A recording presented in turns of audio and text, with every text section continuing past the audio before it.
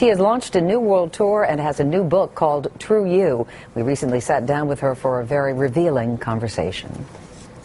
5, 4, 3, 2, 1. She's one of the best-selling pop artists in history.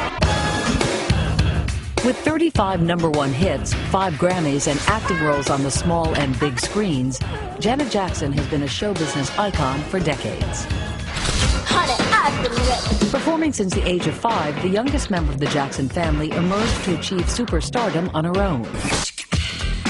Yet for all the fame, Janet Jackson has remained famously private. And though her music seemed to indicate she was in control, her weight was not, yo-yoing in a public struggle that masked a more personal pain, the roots of which she is now talking about for the first time. Back in your 20s, your album Rhythm Nation, topping the charts, you were in a good place. But you wrote in the book that you were so unrelentingly self-critical that, quote, I hated what I saw in the mirror. I would literally bang my head against the wall because I felt so ugly. You really did that? I would literally bang my head up against the wall and I would cry because I didn't feel attractive. There was so much going on in my life. I felt very unattractive.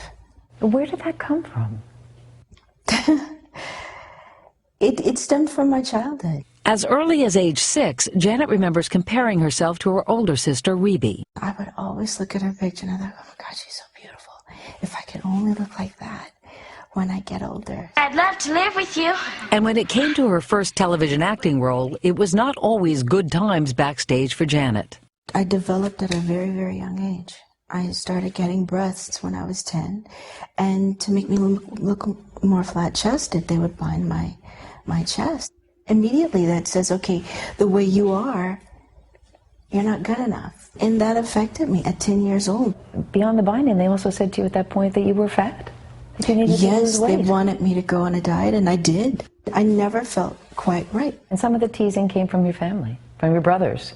Yes. Michael in particular would tease you about your butt. Yes. He never meant for it to be cruel. He didn't realize the effect that it was having on me. I got called a lot of names. A lot of names. I would laugh about it. What kinds of it. names? Oh. Horse, pig, cow, slaughter hog. This is about your brothers. Yeah. And it makes you laugh. Yeah. I guess some people could say, oh, that's, those are brothers and sisters joking, but not everybody can brush it off. I was the kind of kid that kept everything inside. I never spoke out. Now at age 44, as she kicks off her up-close and personal tour, her largest world tour ever, Janet is eager to share fitness secrets, recipes from her nutritionist, and her feelings about her famous family. You wrote, an essential part of this story is rooted in my inability to confront Joseph. Talk to me about that. What do you want to know, Meredith? I want to know what you meant by that. My father was never there the way I really wanted a father to be. I would see my friends interact with their dad, and I would say to myself, that's what I want to do. I want to be able to sit on his lap. I want to be able to call him Dad. You call him Joseph, right? Yeah, he said, that's my name to you. You call me Joseph. You don't call me Dad. I tried it once. To call him Dad? Yeah. And what happened? Well, that's exactly what happened. What you just said. He said, I'm Joseph to you. You did not call me Dad. See, you're going to start me to going here. That affects you as a kid. I'm sure it does. Well, it still affects me, as you can see, but it really does affect you. I know my father loves me. He just has a very, very different way of showing it. You give your dad credit for activating your career, but you're also blunt, Janet. You say, and Michael said this too, that you were scared of your dad, and there was a time when you were, I guess, in the bath, and he struck you with a belt when you came out? Yeah, that was my father. That was the only time my father ever whipped me. How old were you then? I was really young. I can't even remember my age. I was very young. A lot of times I felt that my father would take things out on us because of, I don't know, issues outside of the home. But we were afraid of my father growing up. You've dedicated your book to Mike. And there's a great picture in here that I just fell in love with. Mike named me Dunk, and we shared every dream, every confidence. I was his little sister. He always knew that I had his back. What do you mean you always had his back? We had each other's back. But later on in life, certain things that he was going through, I tried to be there for him as much as I could. And even, well, Scream, the song, the video. If you listen, Stop Pressuring Me, it makes me want to scream. I'm tired of injustice. I'm tired of the scheme. The lies are disgusting. That's the verse that he wrote. So he was upset. He was angry. He was mad. All the allegations at that time. I was his little sister who was there, who had his back, was there to go toe to toe. What was it about that relationship that was so special? We were very close. We did everything together and shared a lot of things. You wrote, I can't describe our pain in losing our brother, or the pain of his children in losing their father, or the pain of my parents in losing their son. I still have not seen the film This Is It. I still can't watch any of his videos. The mourning continues.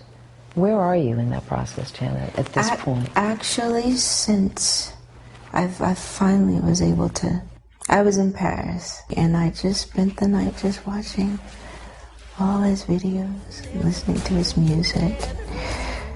And there were moments when I felt to cry, and moments that made me laugh, and it was good for me. There's still not a day that goes by where I don't think about him. Not one day. Not one day. You're going to be traveling. You're going to be on tour during this trial of Dr. Murray, and I know you can't talk about that because of all the particulars involved. But right after Michael died, you said, and many of your family members said, that you held him accountable. You've been in the courtroom, and I can't imagine how emotional that had to be for you. Do you still feel as strongly about his culpability now as you did then? Mm-hmm. Yeah.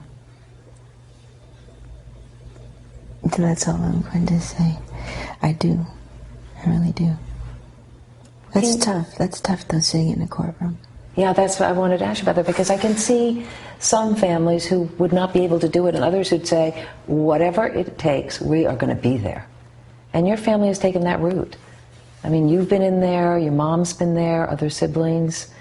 Why has that been important for your family to be there for those preliminary hearings? I mean, it's my brother. It's my blood. He's no longer here because of X, Y, and Z. I think it's important to every family who's lost someone. You know, you want to see justice. The last time you saw Michael was around your birthday. 2 days before my birthday. Did you tell him you loved him? No, it was the last thing we said to one another. And said, I love you. He says, I love you too, Dunk. I love you too, Dunk. My nickname, Yeah. Dunk.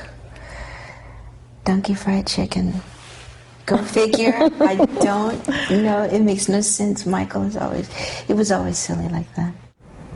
And her birthday was in May of 2009, and then the following month he died. So her book, True You, comes out next week. I found her to be very gracious and very sensitive and a nice lady. It's the most revealing interview I've ever seen done with her. Well, she seemed to be really at a place. I think the writing of the book put her in that place. I think she really wanted, I mean, it really is a self-help book, and she's clear about that. It is not an autobiography, but she had to reveal some of the things that have happened in her life to let, particularly teens, young people know that everybody has struggles in life, and the most important thing you can do is stay true to yourself. That's the name of her book. To make it a self-help book is very, very generous. Thank you.